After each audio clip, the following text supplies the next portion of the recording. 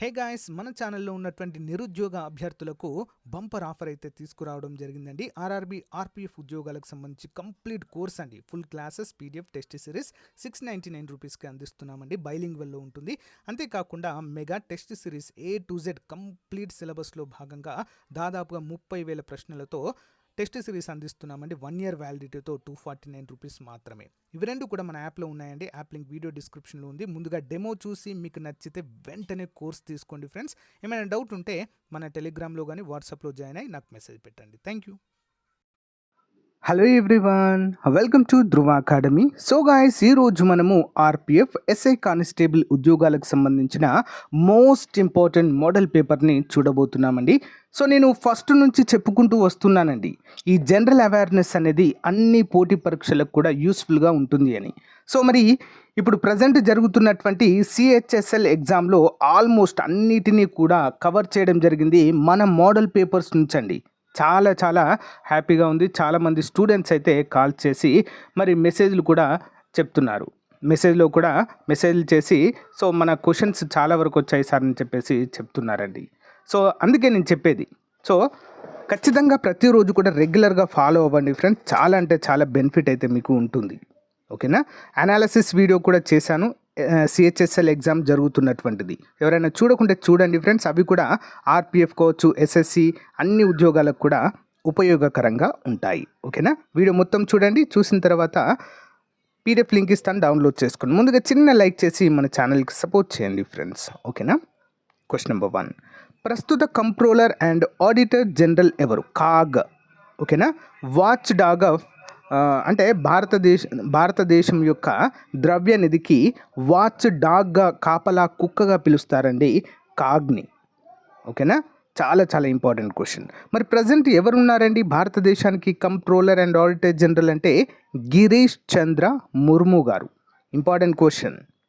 Next one, Perini నృత్యము ఏ రాష్ట్రంలో ప్రసిద్ధి? పేరిణి నృత్యము ఎక్కడ ప్రసిద్ధి అండి? తెలంగాణ రాష్ట్రంలో ప్రసిద్ధి. ఓకేనా. చాలా ఇంపార్టెంట్. సిహెచ్ఎల్ ఎగ్జామే కావచ్చు, ఎస్ఎస్సి అన్ని ఎగ్జామ్స్కి, ఆర్పిఎఫ్ ఎగ్జామ్స్కి ప్రతి రాష్ట్రంలో ఉన్నటువంటి ఒక నృత్యము, ఓకేనా, డ్యాన్స్ ఫామ్ కంపల్సరీగా అడుగుతున్నారండి. క్వశ్చన్ గుర్తుంచుకోవాలి. అండ్ ఏదైనా ఒక హూ ఈజ్ హూ అంటే ప్రజెంట్ ఏ పదవిలో ఎవరు ఉన్నారు అనే క్వశ్చన్ కూడా వస్తుంది. జాగ్రత్తగా చూసుకోవాలి. ఓకే. నెక్స్ట్ వన్, ఈ క్రింది ఏ పోర్ట్ ట్రస్ట్ పేరును శ్యామ్ ప్రసాద్ ముఖర్జీ ట్రస్ట్గా మారుస్తూ కేంద్ర ప్రభుత్వం నిర్ణయం తీసుకుంది? 63. ఆన్సర్ వచ్చేసి ఆప్షన్ 4 అండి. కోల్కతా ట్రస్ట్ పోర్ట్కి శ్యామ్ ప్రసాద్ ముఖర్జీ ట్రస్ట్గా పేరు మార్పిడి అయితే చేయడం జరిగింది. నెక్స్ట్ వన్, బోర్లాంగ్ అవార్డును ఏ రంగంలో చేసిన కృషికి బహుకరిస్తారు? నార్మన్ బోర్లాంగ్ అవార్డు అండి. ఎందులో? వ్యవసాయ రంగము. దీని గురించి కూడా వచ్చిందండి సిహెచ్ఎస్ఎల్ ఎగ్జామ్లో. ప్రీవియస్గా కూడా చాలాసార్లు చెప్పాను నేను. ఓకేనా. ప్రపంచ హరిత విప్లవ పితామహుడు నార్మన్ బోర్లాగ్ అండి. ఓకేనా. భారతదేశ హరిత విప్లవ పితామహుడు ఎవరు? ఎంఎస్ స్వామినాథన్ గారు అని కూడా ఆల్రెడీ చెప్పాను మీకు. ఓకేనా. ఇది అడిగారు సిహెచ్ఎస్ఎల్ ఎగ్జామ్లో. నెక్స్ట్ వన్, 2020 జూన్ 3న కేంద్ర ప్రభుత్వం ఆమోదించిన వన్ నేషన్ వన్ మార్కెట్ విధానం యొక్క ముఖ్య ఉద్దేశం ఏంటండి? రైతులు తమ పంటలను తమకు నచ్చిన విధంగా అమ్ముకునే వీలు కల్పించేటువంటి portal one nation one market అనేటువంటి portal. Important question. Okay. Next one, హిందీలో తులసీదాస్ రచించిన రీతిలో గుజరాత్లో రామాయణము రచించిన కవి ఎవరు? హిందీలో తులసీదాస్ రచించిన రీతిలోనే గుజరాతీ భాషలో రామాయణము రచించినటువంటి కవి ఎవరండి? గిరిధర్. ఎవరు? గిరిధర్. నెక్స్ట్ వన్, జాతక కథలలోని దృశ్యాలను వివరించే బార్హుట్ శిథిలాలను కన్నింగ్హామ్ ఏ సంవత్సరంలో కనుగొన్నారు? కన్నింగ్హామ్ భారతదేశ పురాతత్వ శాస్త్ర పితామహుడండి. Okay, lord Cunningham. మరి ఏ సంవత్సరంలో వీటిని జాతక కథలలోని దృశ్యాలు. జాతక కథలు అంటే ఏంటండి? బౌద్ధ మతంలోని సో కొన్ని సన్నివేశాలను చిత్ర రూపంలో మార్చి గీసేటువంటి చిత్రాలండి ఇవి, జాతక కథలు అనేటువంటి దృశ్యాలు. ఓకేనా. మరి ఈ యొక్క బార్హుడ్ శిలల్లో ఇవి బయలుపడ్డాయండి. ఏ సంవత్సరంలో కనుగొన్నారు కన్నింగ్హామ్ అంటే? ఆన్సర్ ఆప్షన్ 3, 1873 సంవత్సరంలో కనుగొన్నారు. నెక్స్ట్ వన్, ఐక్యరాజ్య సమితి యొక్క చిహ్నం ఏంటి? ఐక్యరాజ్య సమితి యొక్క చిహ్నం నిన్న జరిగినటువంటి సిహెచ్ఎస్ఎల్ ఎగ్జామ్లో ఐక్యరాజ్య సమితి మరి సెక్రటరీ జనరల్ ఎవరని అడిగారండి. ఆల్రెడీ నేను చాలాసార్లు చెప్పాను మన మోడల్ పేపర్స్లో. ఓకేనా? ఏంటి, యాంటోనియో గుటెరస్ అండి కదా. సో దీని యొక్క ప్రధాన కార్యాలయం ఎక్కడ ఉంటుందో చెప్పాను, సభ్య దేశాలు ఎక్కడ ఎన్ని అని చెప్పాను. అవి రిపీటెడ్గా అడుగుతున్నారండి. ఓకేనా? కాబట్టి వీటి యొక్క మోడల్ పేపర్స్ యొక్క ప్రాముఖ్యత ఎంతుందో మీకైతే అర్థమయ్యే ఉంటుంది. సిహెచ్ఎస్ఎల్ ఎగ్జామ్ రాసిన వాళ్ళు ఒకసారి కామెంట్ పెట్టండి, మన మోడల్ పేపర్స్ వచ్చాయా లేదా అనేది తెలుస్తుంది అందరికీ. ఓకే, మరి ఐక్యరాజ్య సమితి యొక్క చిహ్నం ఏంటి? ఆలివ్ కొమ్మ. ఓకే, ఆలివ్ లీవ్స్ అనేవి ఐక్యరాజ్య సమితి శాంతి చిహ్నంలో ఉంటాయి. నెక్స్ట్ వన్, క్రింది వాటిని అవాస్తవములను గుర్తించండి, తప్పుగా ఉన్నవేంటి? భారతదేశంలో సుమారు 3700 కిలోమీటర్ల పొడవైన అంతర్జల రవాణా మార్గం ఉన్నది, నదులు కాలువల గుండా. భారతదేశ తీరరేఖ వెంబడి 13 ప్రధాన ఓడరేవులు, 200 వరకు చిన్న ఓడరేవులు కలవు. 2010 జూన్ 1 నుంచి పోర్ట్ బ్లేయర్కు ప్రధాన ఓడరేవు హోదా లభించింది. భారతదేశంలో కృత్రిమంగా తయారు చేసిన ఓడరేవు ముంబై. మరి క్రింది వాటిలో తప్పుగా ఉన్నటువంటిది ఏంటండి అంటే ఆప్షన్ 4, భారతదేశంలో కృత్రిమంగా తయారు చేసిన ఓడరేవు ముంబై కాదండి, కాండ్లా, గుజరాత్. ఓకే, మరి భారతదేశానికి సుమారుగా 3700 కిలోమీటర్ల పొడవైన అంతర్జల రవాణా మార్గం ఉంది, అంటే నదుల ద్వారా కాలువల ద్వారా. భారతదేశం తీరరేఖ వెంబడి 13 ప్రధాన ఓడరేవులు, 200కు పైగా చిన్న ఓడరేవులు కూడా కలవు. ఇంపార్టెంట్.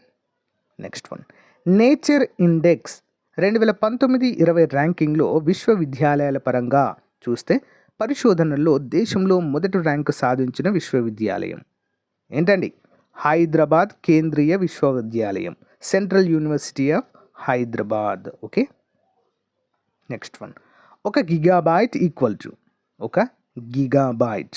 ఎంత అండి? 1024 bytes. Okay, 1024 bytes. Next one, నోటిలో ఉప్పు చక్కెర లాంటివి దేనిలో కరుగుతాయి? నోటిలో ఉప్పు చక్కెర వంటివి లాలాజలము, జఠర రసము, శ్లేష్మము, క్లోమరసము ఎందులో కరుగుతాయండి? మరి ఇవి ఆన్సర్ ఆప్షన్ 1, లాలాజలంలో కరుగుతాయండి. మీరు ఎప్పుడైనా గమనించారండి, మనము తిన్నటువంటి ఆహారము మొదట ఎక్కడ జీర్ణమవుతుంది అంటే నోటిలోనే అండి. ఓకేనా? మనం తిన్న ఆహారము కొంతవరకు జీర్ణమయ్యేది మన నోటిలోని లాలాజల గ్రంథులు విడుదల చేసేటువంటి జీర్ణ రసాల వల్లనే కొంచెము జీర్ణమవుతుంది. తర్వాత మిగతాది మన కడుపులో అయితే జీర్ణం కావడం జరుగుతుందండి. ఓకేనా? Next one, tropical forest research institute ఎక్కడ కలదు? Tropical forest research institute answer option 2 అండి, జబల్పూర్. ఎక్కడుంది? Jabalpur. Next one, wizard of the wonder drug అనే బిరుదు ఎవరికి కలదు? Wizard of the wonder drug. ఓకేనా? 74 వచ్చేసి ఆన్సర్ ఆప్షన్ 1 అండి, డాక్టర్ ఎల్లప్రగడ సుబ్బారావు గారికి ఈ యొక్క బిరుదు కలదు, wizard of the wonder drug. Next one, ఎన్ఆర్ఈపిని విస్తరించుము. ఎన్ఆర్ఈపి 75 ఆప్షన్ 2 అండి, national rural employment programme. National rural employment programme. Next, క్రింది వానిలో సరైనది ఏది?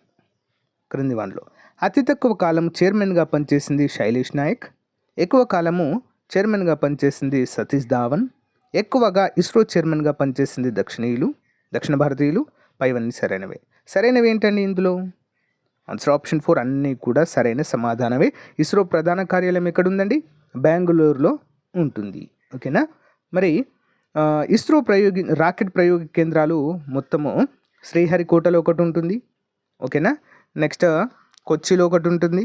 నెక్స్ట్ శ్రీహరికోట ఒకటే ఉంటుందండి. తర్వాత ఇప్పుడే శ్రీరంగరాయపట్నం అనేటువంటిది కొత్తగా నిర్మిస్తున్నారండి తమిళనాడులో. మొత్తం 2 అవ్వబోతున్నాయి మనకి. ఓకే, గమనించాలి.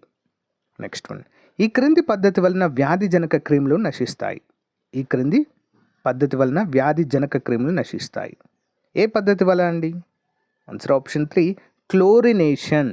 నీటిలో క్లోరిన్ అనేటువంటి వాయువును పంపి సూక్ష్మజీవులను చంపేటువంటి విధానాన్ని క్లోరినేషన్ అనేటువంటి పేరుతో పిలుస్తారు. ఓకేనా? ఇంపార్టెంట్. నెక్స్ట్ వన్, హీమోపాయిసిస్ అనగా ఏంటి? హీమోపాయిసిస్ అనగా 78 ఆప్షన్ 2 అండి. ఎర్ర రక్త కణముల ఉత్పత్తిని హీమోపాయిసిస్ అనేటువంటి పేరుతో పిలుస్తారు. మరి ఎర్ర రక్త కణాల యొక్క జీవితకాలం ఎంతండి? 120 డేస్ అండి. గుర్తుంచుకోవాలి, 120 డేస్. ఎర్ర రక్త కణాలు ఎక్కడ ఏర్పడతాయండి? సో ఎముక యొక్క మజ్జాముఖంలో ఏర్పడతాయి. ఎర్ర రక్త కణాల శ్మశాన వాటిక అని దేన్ని పిలుస్తారండి? ప్లీహము. ఓకే, ప్లీహమును ఎర్ర రక్త కణాల శ్మశాన వాటికగా పేర్కొంటాము. ఇవన్నీ కూడా important questions. Okay, next one, కాలుష్యానికి బాధ్యత వహించే సర్వసాధారణ పదార్థం అంటే కాలుష్య కారకం ఏంటి? చాలా ఎక్కువగా కాలుష్యం కలిగించే కారకం ఏంటి అని అడుగుతున్నారు. ఆన్సర్ ఆప్షన్ 1 అండి. ఓకే, పొగ. ఓకేనా, పొగ. ఎందుకండి సర్వసాధారణ పదార్థం అంటే పొగ. ఈ పొగలోనే ఇవన్నీ ఉంటాయండి. ఓకేనా, సపరేట్గా ఇవ్వలే, పొగలోనే ఇవన్నీ కూడా ఉంటాయి. ఓకేనా, నెక్స్ట్ వన్, ఈ క్రింది వాటిలో ఏ పదార్థమునకు గరిష్ట స్థితిస్థాపకత కలదు? దేనికి స్థితిస్థాపకత కలదండి అత్యధికంగా, గరిష్టంగా? అంటే స్పాంజీ. ఓకే, అంటే దాన్ని లాగినప్పుడు అదే యథాస్థానానికి ఇమీడియట్గా వస్తుందండి స్పాంజ్. రాగి రాదు, స్టీల్ రాదు, రబ్బర్ కూడా కొంతవరకు వస్తుందని స్పాంజ్తో పోలిస్తే తక్కువ. ఓకేనా, కాబట్టి ఎక్కువ గరిష్టంగా ఉండేది స్పాంజ్కే అండి. అంటే ఎంత లాగితే దాని యథాస్థానానికి వచ్చేస్తుంది ఫాస్ట్గా. నెక్స్ట్ వన్, రాళ్లపై చెక్కబడిన అతి ప్రాచీన లిపి ఏ భాషలో ఉన్నది? రాళ్లపై చెక్కబడిన ప్రాచీన లిపి ఏంటండి? ప్రాకృతము. ఓకే, ప్రాకృతము. నెక్స్ట్ వన్, బారాబారా కొండ గుహల్లో సుధామ అని పిలువబడే ఒకే గుహలు ఎవరు అజీవక మూలకు అంకితం చేశారు? అంటే అజీవకులకు ఇచ్చారండి సుధామ అనేటువంటి గుహలు. ఎవరు ఇచ్చారండి బారాబారా కొండల్లో ఉన్నటువంటి యొక్క గుహలని? ఆన్సర్ ఆప్షన్ 1, అశోకుడు ఇవ్వడం జరిగింది. అశోకుడు. సో గైస్, ఇంకొక క్వశ్చన్ కూడా అడుగుతున్నారండి సిహెచ్ఎస్ఎల్ ఎగ్జామ్, అన్ని ఎగ్జామ్స్లో కూడా. రాజ్యాలు వారి యొక్క మూల పురుషుడు, రాజ్యాలు మూల పురుషుడు, ఇలాంటి క్వశ్చన్స్ అడుగుతున్నారు, గమనించాలి అందరూ కూడా. Okay, next one, Ghiyasuddin Tughlaq సమాధి ఎక్కడ కలదు? గియాసుద్దీన్ తుగ్లక్ సమాధి 83. ఆన్సర్ ఆప్షన్ 3 అండి, తుగ్లకాబాద్. ఏంటండి? తుగ్లకాబాద్. నెక్స్ట్ వన్, క్రింది వాటిలో సరికాని జత. గ్రంథాల గురించి కూడా ఒక క్వశ్చన్ అడుగుతున్నారండి. అబుల్ ఫజల్ ఐన్ అక్బరి, బదౌని, ముంతాకబ్ ఉల్ తారిక్, దారాషికో, సాఫినల్ ఉల్ ఔలియా, కాఫీ ఖాన్ రక్కత్ ఈ అలాంగిరి. ఏంటండి మరి సరికానటువంటిది ఏంటి క్రింది వాటిలో అంటే ఆప్షన్ 4 అండి, అలాంగిరి అనేది తప్పు, రిమైనింగ్ అన్నీ కూడా సరైనవే. నెక్స్ట్ వన్, అఖిల భారత కాంగ్రెస్ కార్యకర్తలు లేదా నాయకులు ఖద్దరు ధరించుట ఏ సమావేశం నుంచి తప్పనిసరి చేశారు? ఖద్దర్ అండి. ఓకేనా, భారత స్వదేశీయంగా తయారు చేసిన కాటన్తో తయారు చేసినటువంటి ఖద్దర్ వాడుట తప్పనిసరిగా చేసినటువంటి సమావేశము.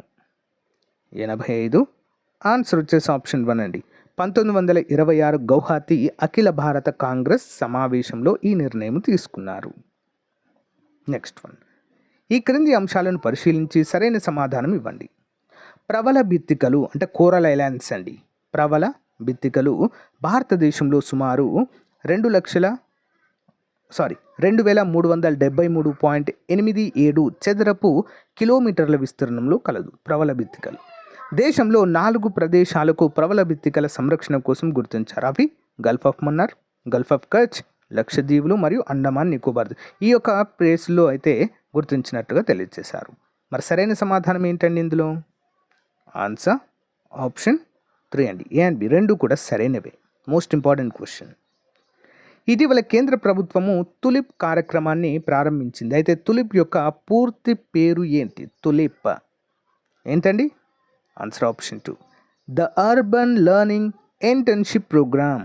The urban learning internship program. Next one, ప్రపంచ ఆహార భద్రతా దినోత్సవం 2020 యొక్క ఇతివృత్తం ఏంటి? 88. ఆన్సర్ వచ్చేసి ఆప్షన్ 1 అండి, ఫుడ్ సేఫ్టీ ఎవ్రీవన్స్ బిజినెస్. ఇక్కడ తప్పించారు, ఫుడ్ సేఫ్టీ ఎవ్రీవన్స్ బిజినెస్ అంటూ మనకు తెలుస్తుంది. సో సిహెచ్ఎస్ఎల్ ఎగ్జామ్లో 2020 దగ్గర నుంచి క్వశ్చన్స్ వచ్చాయండి, గమనించాలి. సో కరెంట్ అఫైర్స్ కూడా మన కరెంట్ అఫైర్స్ ఛానల్లో క్లియర్గా ఎప్పటికప్పుడు కూడా అప్డేట్ చేస్తున్నాను. ఆల్మోస్ట్ అవే రావడం అయితే జరిగిందండి. ఓకేనా. నెక్స్ట్ వన్, క్రింది వాటిని జతపరచండి. దేశ జనాభా చరిత్ర. స్తంభించిన కాలం, నెమ్మదిగా అభివృద్ధి చెందిన కాలం, వేగంగా అభివృద్ధి చెందిన కాలం, క్షీణ దశ కాలము. ఏ సంవత్సరాలలో ఈ యొక్క జనాభా వృద్ధి అనేది నమోదైంది? జనాభా చరిత్ర. ఆప్షన్ 1 బై 1 చూద్దాం. స్తంభించిన కాలము 1907 నుంచి 21 కాలంలో పెరుగుదల అనేది లేదండి. రీజన్ ఏంటి అండి? మొదటి ప్రపంచ యుద్ధము. నెమ్మదిగా అభివృద్ధి చెందిన కాలం 21 నుంచి 51. వేగంగా అభివృద్ధి చెందిన కాలం 51 నుండి 81. క్షీణ దశ కాలము 81 నుంచి 2011 వరకు క్షీణ దశలో అయితే ఉండడాన్ని మనము చూడవచ్చు. ప్రజెంట్ చాలా పెరిగిందండి. 140 crores అయితే 1.4 బిలియన్స్గా అయితే ప్రజెంట్ మన జనాభా ఉంది. 140 కోట్లు. నెక్స్ట్, బాన్ కన్వెన్షన్ దేనికి సంబంధించింది? ఈ క్వశ్చన్ కూడా అడిగారండి సిహెచ్ఎస్ఎల్ ఎగ్జామ్లో. బాన్ కన్వెన్షన్ దేనికి సంబంధించిందండి? ఆప్షన్ 2 వలస పక్షుల పరిరక్షణకు సంబంధించింది. నెక్స్ట్ వన్, 2005 నాటి ఉద్గారాల్లో 2030 నాటికి ఎంత శాతం మేరకు భారత్ తన గ్రీన్ హౌస్ ఉద్గారాలను తగ్గించనున్నట్లు ప్రకటించింది? 2030 నాటికి ఎంత తగ్గించనుందండి మరి? ఆప్షన్ 2 33 నుంచి 35% తగ్గించనున్నట్లుగా 2005లో జరిగినటువంటి ఒక సమావేశంలో పేర్కొంది.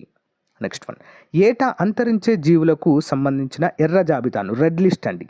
ఓకేనా. మరి రూపొందించే అంతర్జాతీయ సంస్థ ఎవరు రూపొందిస్తారు? IUCN అనేటువంటి సంస్థ రూపొందిస్తుంది. కేంద్రంలో సెంటర్ ఫర్ ఈ గవర్నెన్స్ ఎప్పుడు ఏర్పాటు చేశారు? సెంటర్ ఫర్ ఈ గవర్నెన్స్ ఎప్పుడు ఏర్పాటు చేశారండి? ఆప్షన్ 1 2000 సంవత్సరంలో. క్రింది ఏ చట్టం ద్వారా గవర్నర్ జనరల్ ఆఫ్ బెంగాల్ పదవిని గవర్నర్ జనరల్ ఆఫ్ ఇండియాగా మార్చడము జరిగింది? గవర్నర్ జనరల్ ఆఫ్ ఇండియాగా ఎప్పుడండి మరి? ఆన్సర్ ఆప్షన్ 1 చార్టర్ చట్టము 1833లో మార్చడం జరిగింది. ఓకేనా, ఇంపార్టెంట్ క్వశ్చన్.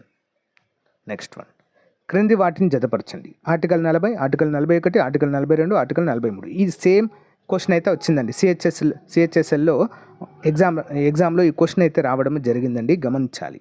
ఓకేనా.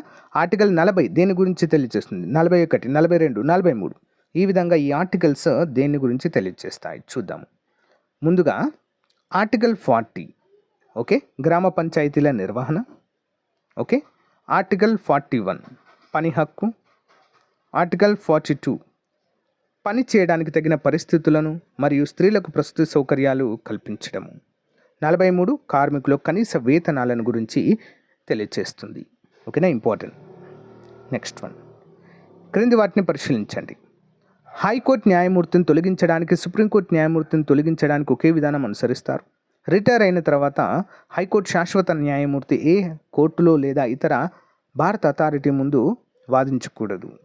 86 ఆన్సర్ ఆప్షన్ 1 ఏ మాత్రమే సరైనదండి. ఓకేనా. బి అనేది తప్పు. వాదించవచ్చు, ఎక్కడైనా వాదించుకోవచ్చు, ప్రాక్టీస్ కూడా చేసుకోవచ్చు, నో ప్రాబ్లం. భారతదేశంలో కుటీర మరియు లఘు పరిశ్రమలు ముఖ్యమైన పాత్రను పోషించున్నవి ఎందుకనగా? ఎందుకంటే రీజన్ ఏంటి? ఆప్షన్ 4 పైవన్నీ. ఉద్యోగ అవకాశములు పెంపొందుచున్నవి, ఆర్థిక శక్తి కేంద్రీకరణ తగ్గుచున్నవి, ఆర్థిక సమానతలు తగ్గుచున్నవి. ఇంపార్టెంట్. పేదరికానికి కారణమైన ఆర్థికేతర అంశం ఏది? పేదరికానికి కారణమైన ఆర్థికేతర అంశం ఆప్షన్ 4 అధిక నిరక్షరాస్యత. నెక్స్ట్, గ్రామ్ ఉదయ్ సే భారత్ ఉదయ్ అభియాన్ పథకము ఏ సంవత్సరంలో ప్రారంభించారు? గ్రామ్ ఉదయ్ సే భారత్ ఉదయ్ అభియాన్ పథకము ఎప్పుడు ప్రారంభించారండి? 2016లో. నెక్స్ట్ వన్, సబలా పథకము ఎవరి సాధికారతను ఉద్దేశించినది? సబలా ఆప్షన్ 1 కిషోరప్రాయ బాలికలకు సంబంధించినటువంటి పథకము. సో గైస్, ఇది ఈ రోజుకు సంబంధించిన మోస్ట్ ఇంపార్టెంట్ మోడల్ పేపర్ అండి. ప్రతిరోజు ఒక RPF మోడల్ పేపర్, ఒక SSC మోడల్ పేపర్ అయితే అప్డేట్ చేస్తాను, రెగ్యులర్గా ఫాలో అవ్వండి. ఓకేనా. Thank you guys, thank you for your valuable support. చివరి వరకు చూసిన వారికి చాలా చాలా థ్యాంక్స్ అండి.